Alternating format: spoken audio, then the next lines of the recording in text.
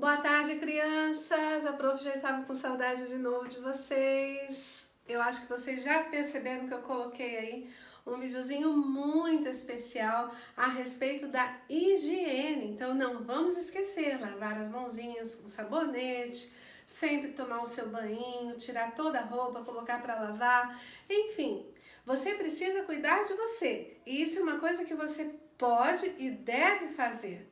Olha, vocês também aprenderam que nós podemos cuidar bem do nosso corpo por fora, mas quem pode lavar o nosso coração, nos purificar, completar em nós o desejo de ser bom? É somente Deus, o nosso Jesus. Vamos orar pedindo que Ele nos ajude?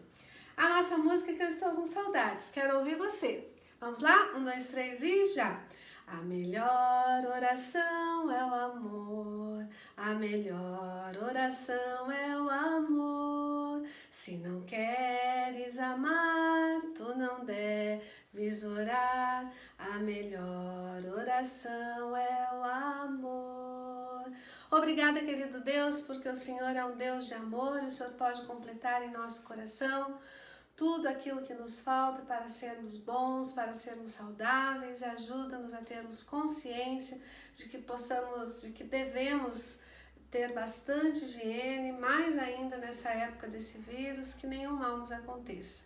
E agora abençoe a nossa aula, que possamos aprender cada dia mais e estarmos cada dia mais sábios, crescendo como Jesus, cheios de graça e sabedoria.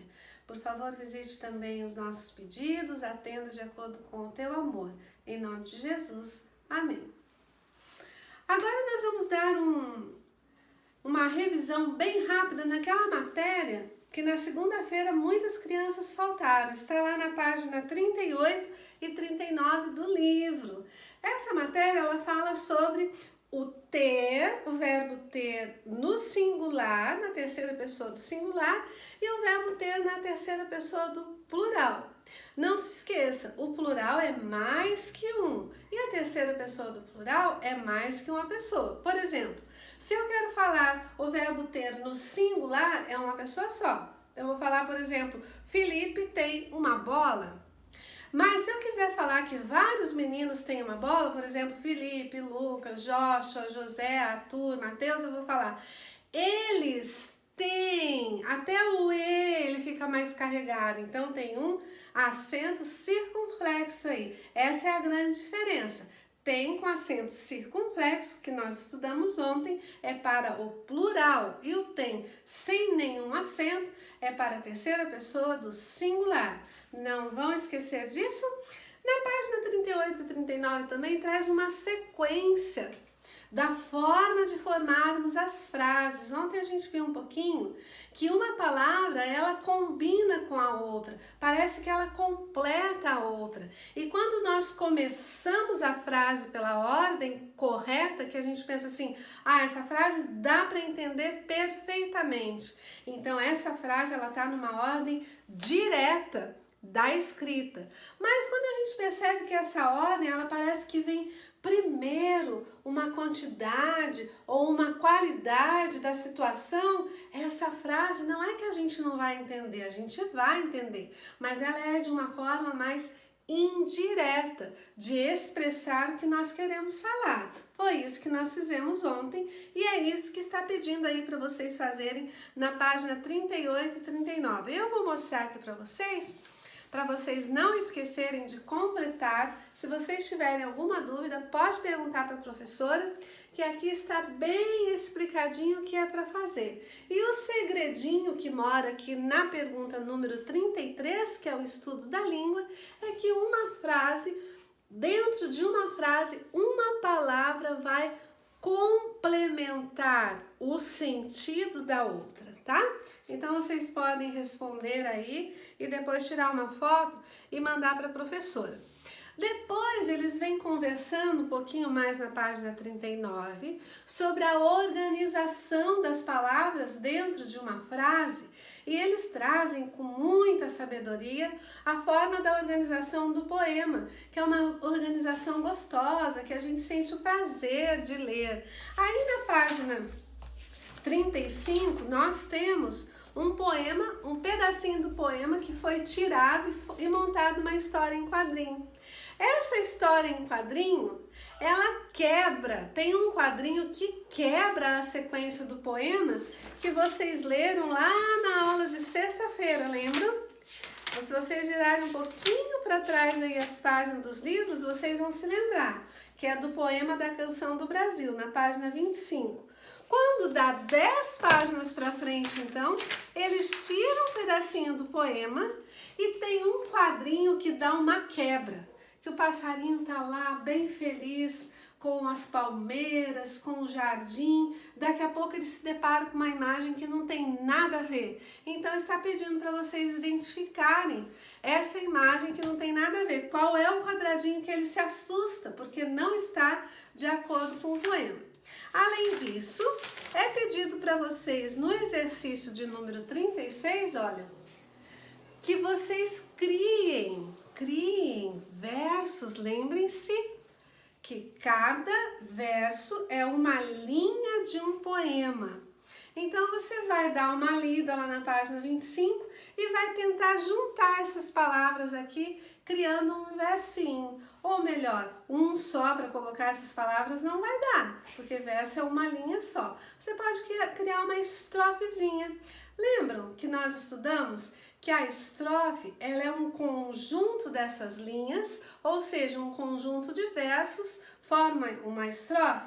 Uma estrofe pode ter 3 linhas, pode ter 4, pode ter 5. Aí vocês podem usar a imaginação de vocês e tentar juntar essas palavrinhas de forma coerente, porque nós estamos estudando que as palavras elas podem completar as outras, mas tem que fazer um sentido.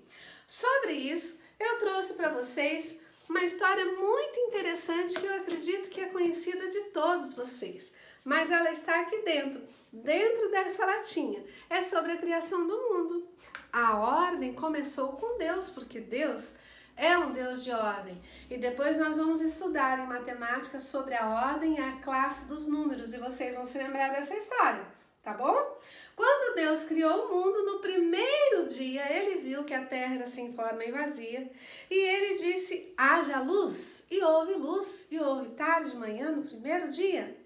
No segundo dia, Deus, em sua sabedoria, ele separou, vejam bem, separou a porção seca, separou a água e o firmamento.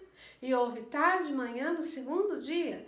Dentro de uma sequência, agora que ele viu que tinha aquela terra tão fofinha, ele pensou, vou deixar esse mundo muito colorido para cada criança lá do 4º ano A. E ele criou as flores, as relvas, as árvores, as frutas. E houve tarde e manhã no terceiro dia. E ele pensou e olhou, tá faltando alguma coisa. Ele criou os grandes luminares do planeta, ele criou o sol, ele criou a lua. E houve tarde e manhã no 4º dia. Agora estava tudo perfeito, mas ainda faltava seres viventes para povoar a terra. Então, em sua sabedoria, ele criou por classe. Ele criou os animais que voam e os animais que nadam. Parecia tudo maravilhoso, mas Deus ainda estava sentindo falta. A terra era enorme, ainda parecia vazia, com toda aquela beleza. E então Deus criou os animais que andam, e ele também criou o homem e a mulher no 6º dia da criação. Depois disso, Deus, maravilhado com toda a sua obra perfeita, ele descansou e abençoou o 7º dia.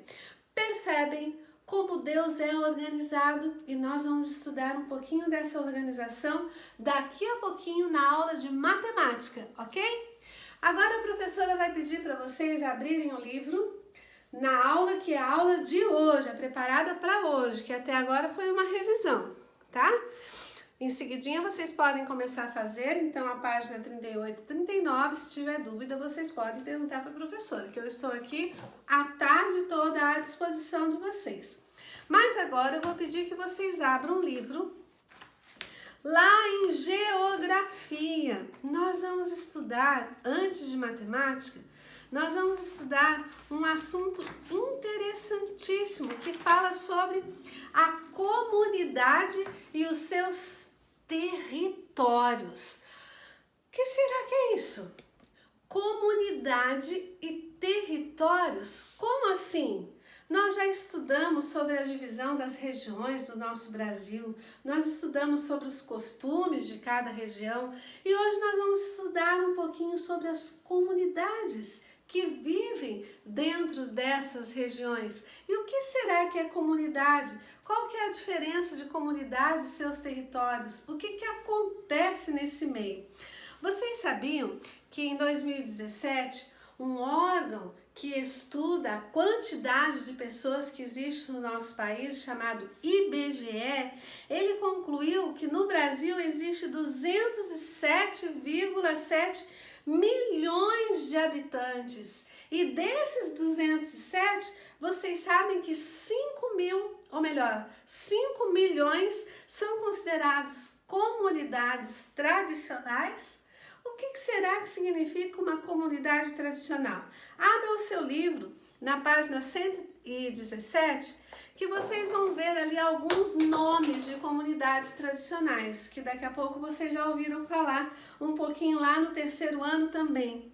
Nós temos aqui, explicando para vocês, por exemplo, a comunidade dos quilombos, dos seringueiros, dos indígenas, dos castanheiros, do quebra-coco, dos pescadores artesanais, dos marinheiros. Cada uma tem a sua especificidade, ou seja, cada uma tem o seu dom, o seu talento.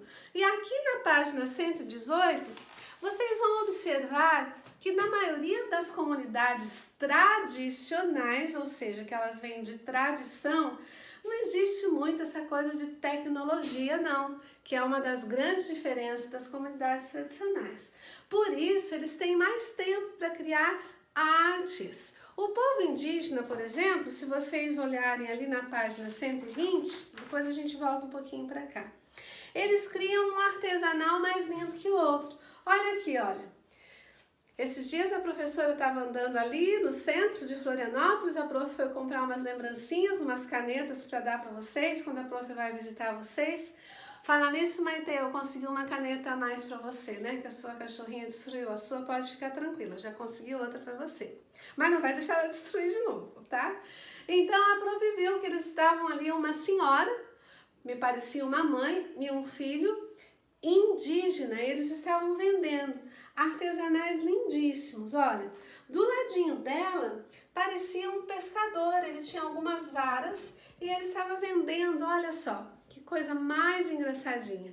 A tartaruguinha, olha, feita com as conchinhas do mar, aqui um pedacinho de madeira, bem criativo. E o menininho, pequenininho, ele estava oferecendo esse colar aqui, por R$5, olha.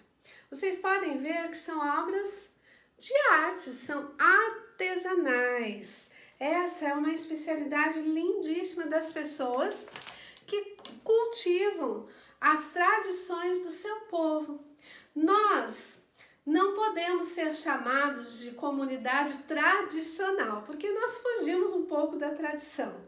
A própria evolução dos nossos estados, do nosso país, nos deixa um pouco apreensivos de seguir alguns costumes tradicionais, como, por exemplo, conversar à luz do luar na rua, de noite. A gente não faz mais isso, a gente fica preocupado. Então, a nossa comunidade, essa comunidade que está habituada a trancar as suas portas, a entrar no seu mundo da internet, a fazer o que vocês estão fazendo agora, pesquisando, tendo aula online, nós somos chamados de comunidades urbanas.